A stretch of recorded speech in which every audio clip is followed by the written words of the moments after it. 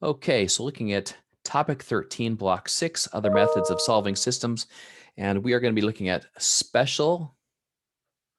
um, special equations today that we've talked about before, but not necessarily looking at them by solving systems. So here we go. We're going to solve this one first of all using either linear combination or substitution. And when I look at this one, at these two different equations, 2x minus y equals 10 and negative x plus y equals negative 8, I think, and you'd probably agree, that this is an excellent system of equations to solve using linear combination. And I think you can probably tell why, because here I've got a negative y, and here I've got positive y. Those two, when I go to combine these two equations, will just cancel each other out and eliminate the y so that I can solve for x in a very neat and tidy way. So when we do that, all right, they're gone.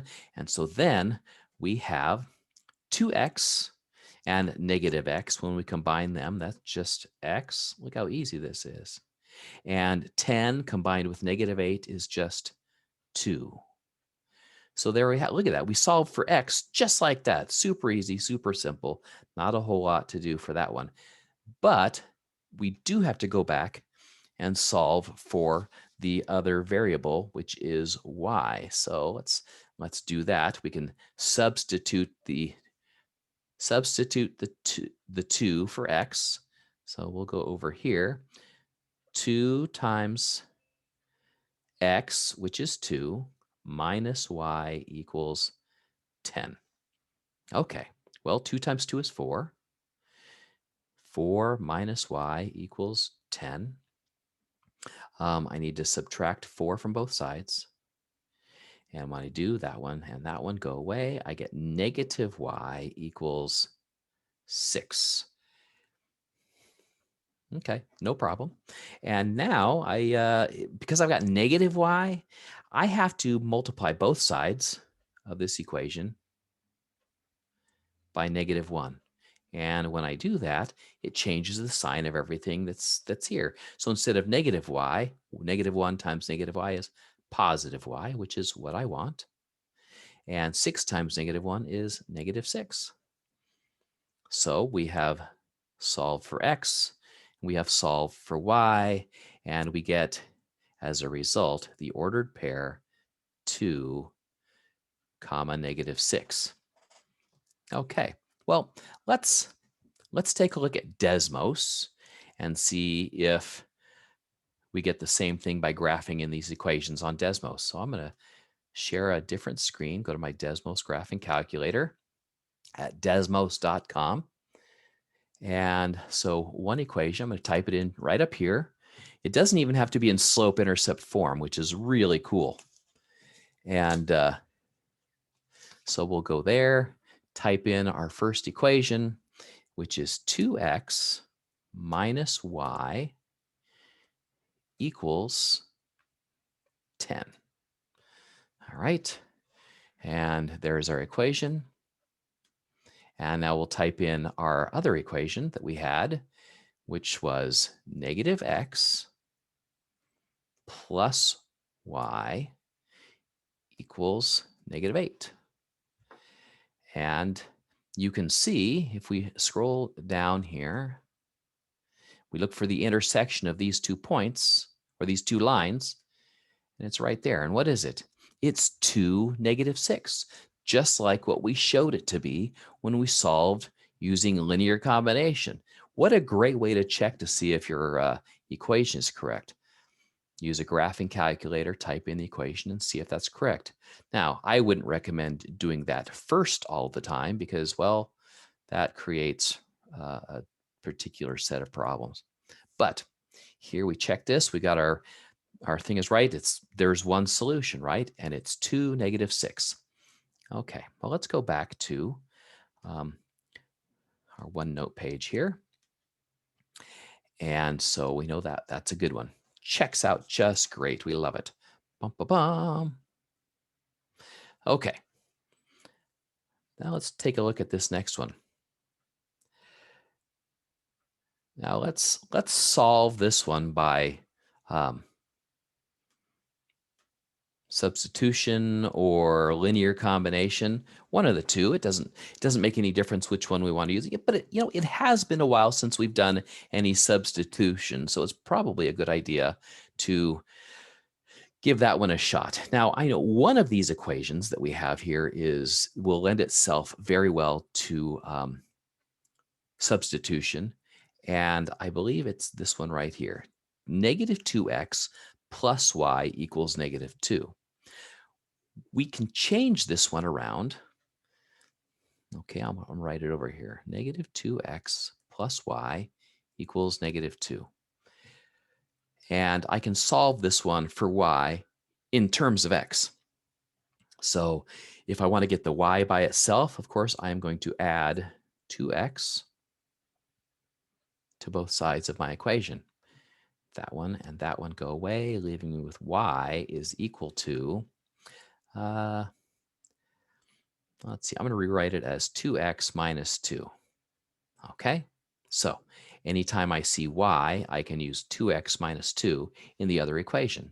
So now I'm going to rewrite this equation here, substituting 2x minus 2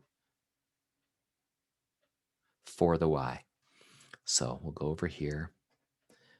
4x minus 2, 2y, well, that's 2 times 2x minus 2 equals negative 6. Okay. Now I need to distribute my negative 2 into here and there. So first of all, I have 4x, and then negative 2 times 2x is minus 4x. Negative 2 times negative 2 is positive 4, and negative 6. Okay, now combining my like terms, I've got 4x and negative 4x. 4x and negative 4x, that's just 0. Plus 4 equals negative 6. Okay. Well, 0 plus 4 is just 4 equals negative 6. Now, remember when we've seen this kind of thing before where we have on each side of the equal sign, we have something that doesn't make sense, right? 4 equals negative 6. Well, that's not true, right? That is a false statement. So that right there tells us when we get something like that, if it's not true, that means there's no solution to this equation. And if there's no solution to that one, I'm pretty sure there's no solution to this system of equations. There's just nothing here because we used this one to do the substitution, and we substituted it back into the original, into the first one, and there was no solution. So let's double check this by looking at Desmos and see what happens if we graph it. Because remember what happens if there's no solution? There's no intersection of the lines of the two equations. So let me type this one in here. 4x minus 2y equals negative 6. Okay, well, there's our line for that one. And let's type in the other equation, negative 2x plus y equals negative 2. Well, as you can see, remember when there's no solution? No solution means there is no intersection of the two lines because they run parallel to each other. And you can see that these two lines are definitely running parallel to each other. They're never going to intersect. And that's the only time you have a solution is when the lines intersect like that, and you'll have one solution. So there you go. No solution for this equation. 4x minus 2y equals negative 6, and negative 2x plus y equals negative 2. No solution to that system of equations. There is no number or set of numbers that will work for either one of those. All right, well, let's go back to our OneNote page. And so we kind of got these backwards. I did number 3 first, and then number 2 second. We were supposed to graph it first and then write it, but that's okay. No worries. We did them both right there. Now this one says to solve this system of equations by graphing. But let's see what happens if we don't. I'm going to get it backwards again, and that's okay. Let's solve this one. We can solve this one by substituting also, and here's why I know that. You see this one, x plus 2y equals 6. I could substitute this and say, well, I'm going to rewrite this and say x plus 2y equals 6. Well, if I subtract 2y from both sides, those cancel each other out, and I get x equals 6 minus 2y. So in the other equation, remember, anytime I see x, I can use 6 minus 2y instead. So in this equation right here, that is what I'm going to use, 6 minus 2y for my x. So I'm going to go over here. 3 multiplied by x, which is 6 minus 2y, plus 6y, because that's what's there, equals 18. Okay, now remember, it's got to distribute 3 into 6 minus 2y. 3 times 6 is 18. 3 times negative 6y, or sorry, 3 times negative 2y is negative 6y, plus the 6y that's here already equals 18. Combining some like terms, I've got negative 6y, positive 6y. When I combine those two terms, I get 0. So I get 18 plus 0 equals 18. Now 18 plus 0 is just 18. 18 equals 18. Wait, now see, we've seen this before too. Remember when we get to the end of solving an equation and we get something like this, where it says 18 equals 18? Well, yes, 18 does equal 18. That's true, right? That's a true statement. And whenever you have a true statement like that, that means that no matter what values you put in, it's going to be, it's always going to be true. The equation will always be there. And so there is an infinite number of solutions. So there are many solutions to this one, because as long as we start with the right combination, if x is equal to 6 minus 2y, like we see here, if we put in a number for y and find what that x is, that will always be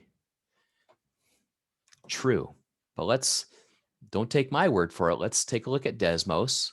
And remember what a graph of a solution of systems looks like if there is many solutions. Perhaps you remember, perhaps not. Let's take a look just to be on the safe side. X plus 2y equals 6. Okay, there's one line. And then the other equation is 3x plus 6y equals 18. Whoops, not plus 18, equals 18. Hey, wait a minute. See how it forms the exact same line? It's one right on top of the other. That means that everywhere along this line, every ordered pair along this line is a solution. So there is an infinite number of XY solutions, many, many, many solutions to this equation, this system of equations. And so that's why on the OneNote page, I said, there are many solutions to this, many ordered pair solutions. As long as we would say, let's say that if y was 1, 2 times y would be 2. 6 minus 2 is 4. So 4, 1 would work. If y was 2, 2 times 2 is 4. 6 minus 4 is 2. So 4, 1, 2, 2, and so many other combinations of solutions will work for this particular system of equations. Okay.